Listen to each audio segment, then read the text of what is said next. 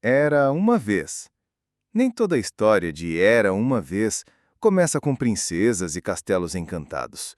Algumas começam com ideias grandiosas, amizades improváveis e símbolos que transcendem o tempo e as fronteiras.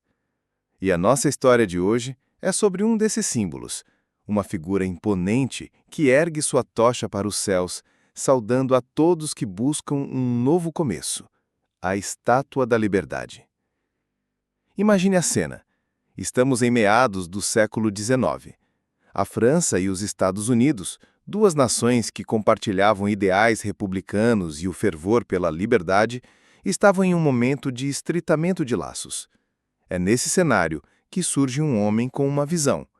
Um historiador e jurista francês chamado Édouard René de Laboulaye.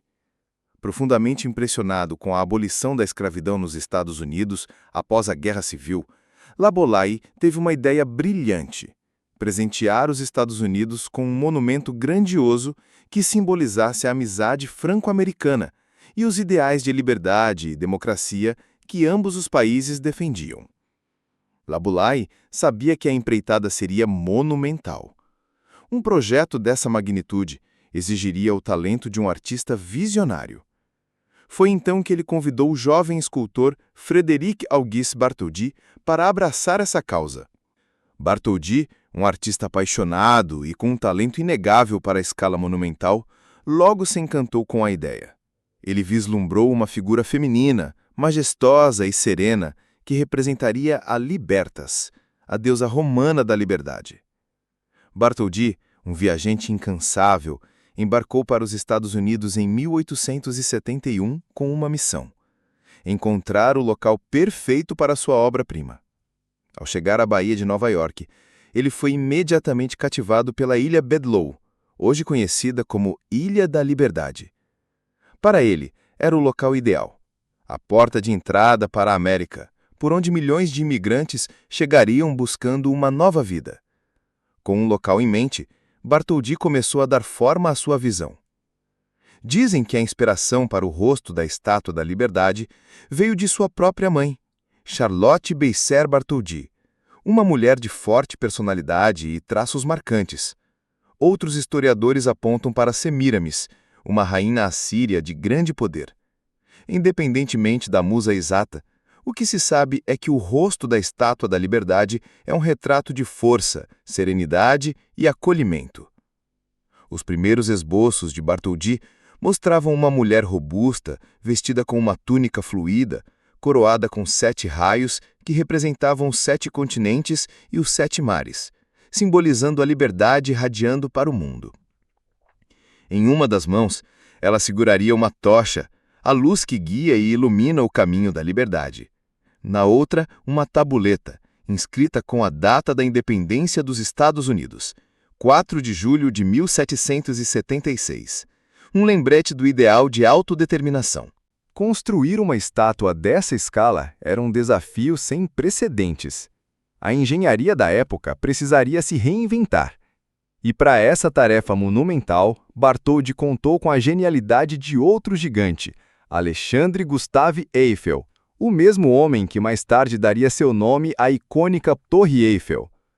Eiffel foi o responsável pela criação da estrutura interna da estátua, um complexo sistema de treliças de ferro que funcionava como um esqueleto flexível, capaz de suportar o peso da pele de cobre e resistir aos ventos fortes da Bahia.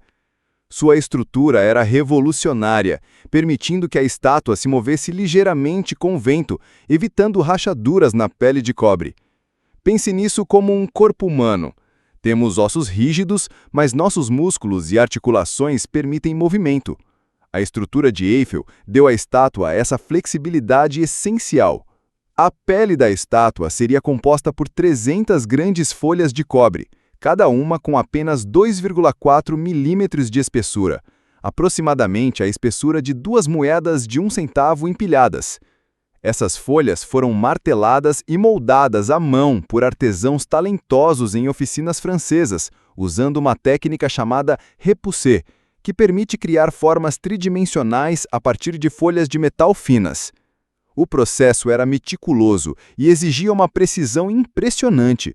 As peças de cobre eram então rebitadas umas às outras, formando as seções da estátua. O resultado final seria uma obra de arte que unia a beleza da escultura à engenhosidade da engenharia. Enquanto a França se dedicava à construção da estátua, os Estados Unidos tinham a responsabilidade de erguer o pedestal que a sustentaria. E foi aí que o projeto enfrentou seus maiores obstáculos financeiros. O custo era exorbitante para a época, e a arrecadação de fundos não estava indo tão bem quanto o esperado. O Comitê Americano da Estátua da Liberdade, liderado por William Maxwell Evarts, enfrentou uma batalha árdua para convencer o público e o governo a financiar a obra. Campanhas de arrecadação de fundos foram lançadas, com eventos, leilões e até mesmo a venda de réplicas em miniatura da estátua. Mas o dinheiro vinha a passos lentos. Foi então que um nome bem conhecido da imprensa americana entrou em cena: Joseph Pulitzer, o visionário editor do jornal New York World. Pulitzer viu na proposta da Estátua da Liberdade não apenas um símbolo nacional, mas uma oportunidade de engajar o público e, claro, aumentar a circulação de seu jornal. Ele lançou uma campanha ousada e emocionante em seu jornal, apelando diretamente ao povo americano, especialmente aos mais humildes, para que contribuíssem com o que pudessem. Com um tom apaixonado, Pulitzer escreveu em seu editorial: "Vamos nos apressar para contribuir com o que podemos, por menor que seja, e mostrar ao mundo que somos um povo digno de um presente tão grandioso. Deixe cada centavo ser um tijolo para este pedestal da liberdade." Sua campanha foi um sucesso estrondoso. Crianças doavam suas moedas, donas de casa enviavam economias e trabalhadores contribuíam com seus modestos salários. O New York World publicava diariamente os nomes dos doadores, criando um senso de comunidade e orgulho. A pressão pública funcionou e o dinheiro começou a fluir, garantindo a construção do pedestal. Finalmente, em 17 de junho de 1885, após anos de trabalho árduo e desafios, a Estátua da Liberdade, desmontada em 350 peças individuais e embaladas em 214 caixas, chegou à Baía de Nova York a bordo da fragata francesa Yser. A cidade estava em festa. Multidões se aglomeravam nas docas para saudar o navio, e a emoção era palpável. A remontagem da estátua levou mais de um ano, com trabalhadores subindo andaimes complexos para unir cada peça de cobre ao esqueleto de ferro.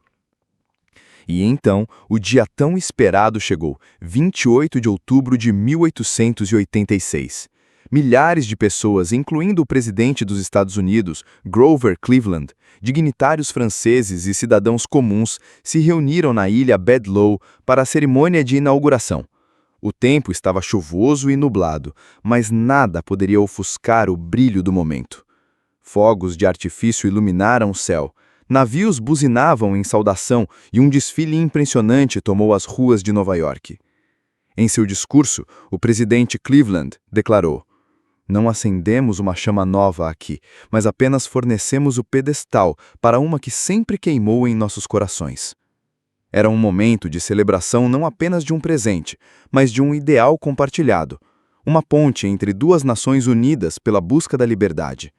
A Estátua da Liberdade não é apenas uma imponente obra de arte, ela é um farol de esperança para milhões de pessoas ao redor do mundo. Ao longo dos anos, ela se tornou um símbolo universal de liberdade, democracia, oportunidade e refúgio.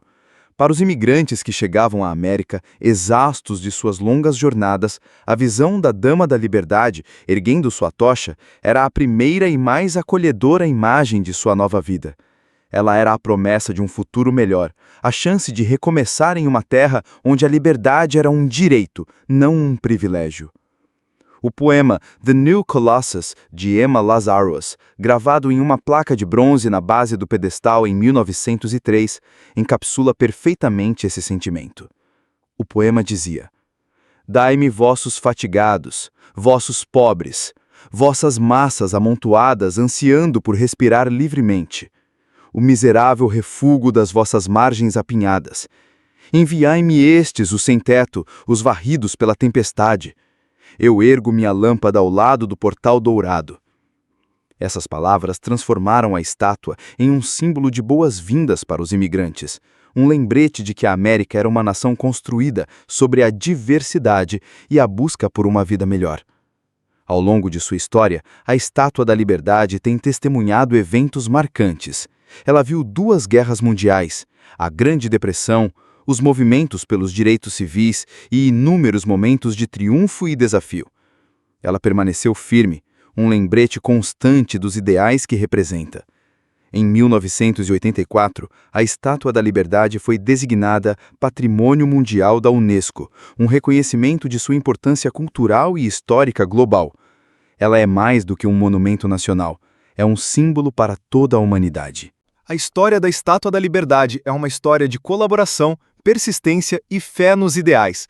É uma prova de que quando pessoas de diferentes origens se unem por uma causa nobre, coisas extraordinárias podem acontecer. Ela nos lembra que a liberdade não é um dado adquirido, é um tesouro que deve ser constantemente protegido e defendido. Hoje, a Estátua da Liberdade continua a ser um local de inspiração e peregrinação para cerca de 3 a 4 milhões de visitantes de todo o mundo. Ao contemplá-la, somos convidados a refletir sobre o significado da liberdade em nossas próprias vidas e na sociedade em geral. Somos lembrados da responsabilidade que temos de preservar e promover os valores de democracia, igualdade e justiça para as futuras gerações.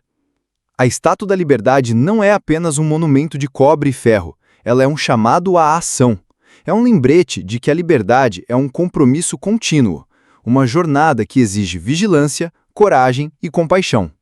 Que a visão da Dama da Liberdade nos inspire a erguer nossas próprias tochas, iluminando os caminhos da justiça e da igualdade, e a construir um mundo onde a liberdade seja uma realidade para todos. Qual pequena ou grande ação você pode tomar hoje para defender os ideais que a Estátua da Liberdade representa?